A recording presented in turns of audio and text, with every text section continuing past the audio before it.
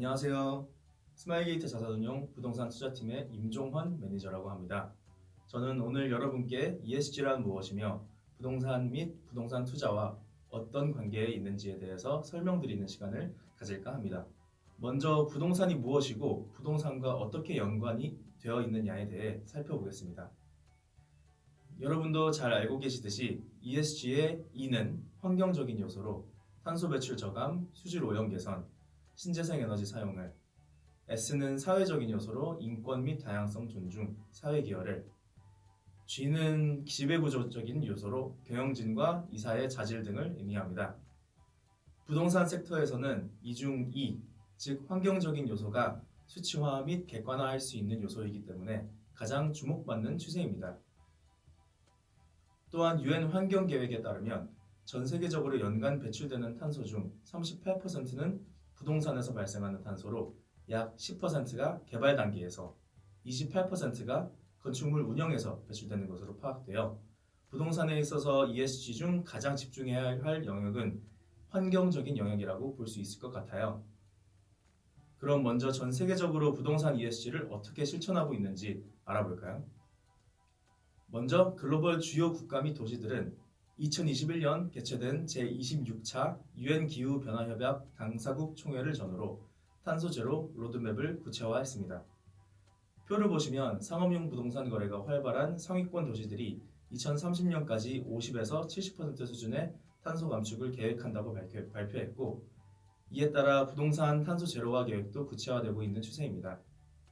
개별 국가 및 도시들의 사례를 보자면 먼저 유럽위원회는 에너지 효율화를 위해 2030년까지 주거 및 비주거용 건물들의 연간 개보수 비율을 최소 2배 이상 높일 것으로 목표를 하고 있고요.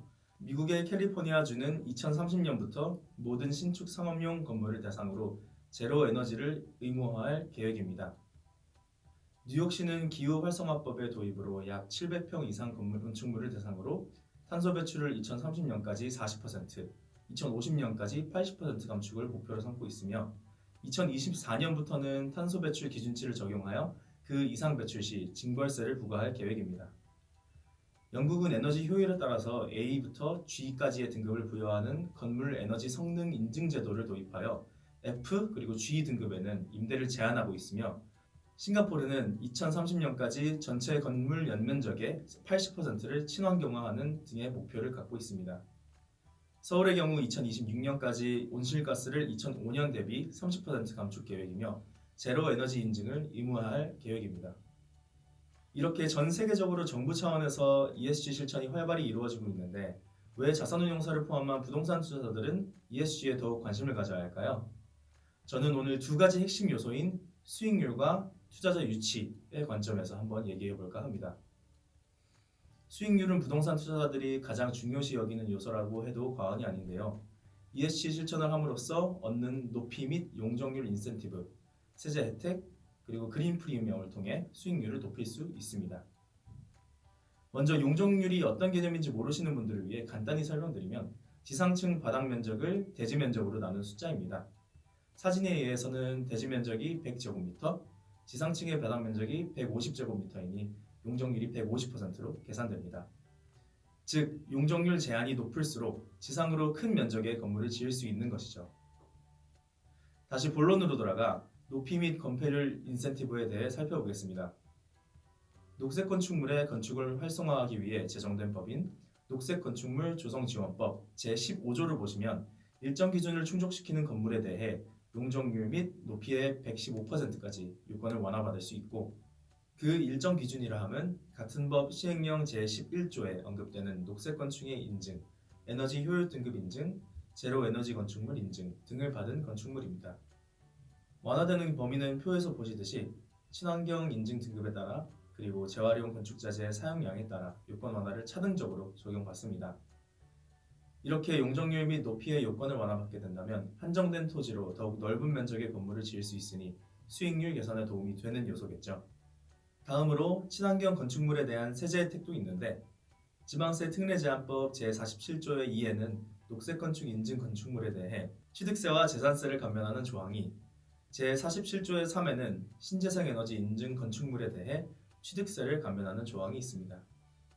여러분들도 아시겠지만 부동산의 취득세는 건축물의 위치와 규모에 따라 다르겠지만 많게는 수백억 원씩 부과되고 재산세 또한 연 10억 원 이상 부과되는 경우도 많기 때문에 이러한 세제 혜택을 받는 것 또한 수익률을 개선시킬 수 있는 좋은 수단입니다. 감면 범위에 대한 자세한 사항은 지금 이 화면에서 일시정지하시거나 지방세 특례제한법 시행령 제24조를 찾아보시면 될 것 같습니다. 마지막으로 그린 프리미엄에 대해 알아보겠습니다. 부동산 리서치 회사인 쿠시먼 앤 웨이크필드에 따르면 2010년과 2020년 사이에 건축되었으며 도심부에 위치한 미국 오피스 건물들 중 리드 인증을 받은 건물들은 리드 인증을 받지 않은 건물들에 비해 임대료가 약 11.1% 높고 공실률은 약 12.5% 더 낮다는 조사 결과가 나왔습니다. 참고로 말씀드리자면 리드 인증이란 미국 녹색건축위원회에서 주관하는 친환경 건축물 인증 제도입니다. 이러한 사례들을 보았을 때 실제로 대외적인 평판이나 브랜드를 중요시 여기는 기업일수록 본인이 임차해 있는 건축물의 친환경성에 관심을 갖고 이에 대해 그린 프리미엄을 지불할 의향이 있다고 해석할 수 있는 것이고 이러한 프리미엄은 ESG에 대한 관심이 많아질수록 더욱 커질 수 있다는 뜻이죠. 결국 부동산을 운영하는 데 있어서 수익성에 가장 큰 영향을 주는 임대료와 공실률이 더 좋은 조건이라는 건 분명 친환경 건축물을 짓고 운영하는 데 경제적인 이점이 있다는 말이죠. 물론 부동산 투자자들은 일반 건물 대비 친환경 건물을 짓고 운영하는 데 있어서 소요되는 비용 측면을 고려하지 않을 수 없지만 기술력의 발전으로 과거 대비 저렴한 비용으로 친환경 건축물을 짓고 운영할 수 있게 되었고 기술력이 더욱 발전함에 따라 수익률이 오히려 개선되는 분기점에 다가가고 있는 것이 사실이기 때문에 저희는 친환경 건물에 대해 관심을 더욱 가져야 하는 것이죠. 여기까지 ESG와 수익률에 대해 얘기했다면 그 다음으로 중요한 ESG가 왜 투자자 유치에 중요한지에 대해 알아보죠. 현재 해외 유수 기관 투자자들은 많은 부분 이미 투자 집행 시 ESG 요소를 고려하고 있습니다. 몇 가지 예로 운용자산 2,000조 원의 일본 국민연금, 운용자산 740조 원의 네덜란드 공무원연금, 운용자산 600조 원의 캐나다 공적연기금, 운용자산 575조 원의 캘리포니아주 공무원연금은 모두 투자 집행 시 부동산의 에너지 효율, 자원 소모량 등 ESG 기준을 중점적으로 고려합니다. 이러한 우량 기관 투자자의 니즈가 발생함에 따라 금융사들은 ESG 부동산 상품 및 인덱스를 출시하기 시작했는데요. 2017년 미국 운용사 버트는 포트폴리오 내 ESG 부동산을 중점적으로 투자하는 글로벌 지속가능한 부동산 펀드를 2019년 FTSE 러셀은 기존 리츠 지수의 지속가능성에 가중치를 높게 설계한 FTSE EPRA 나레이트 그린 인덱스를 출시했으며 니케이와 S&P 글로벌에서는 GRESB 등급을 고려하는 ESG 리츠 인덱스를 출시했습니다. 참고로 GRESB는 부동산 및 운용사에 대한 ESG를 평가하는 글로벌 벤치마크입니다. 이처럼 ESG는 투자자에게도 안정적이고 지속 가능하고 장기적인 투자가 가능한 수단으로서 중요한 요소로 자리 잡았고 글로벌 금융사들은 이러한 니즈에 맞춰 상품들을 출시하게 된 거죠. 이제 국내 상황에 대해 말씀드리자면 국내 주요 기관 투자자들은 아직 주식, 채권과 같은 전통 자산에 대한 ESG 투자를 중점적으로 고려하고 있으나 아직 부동산을 특정한 ESG 기준은 미비한 것으로 파악됩니다.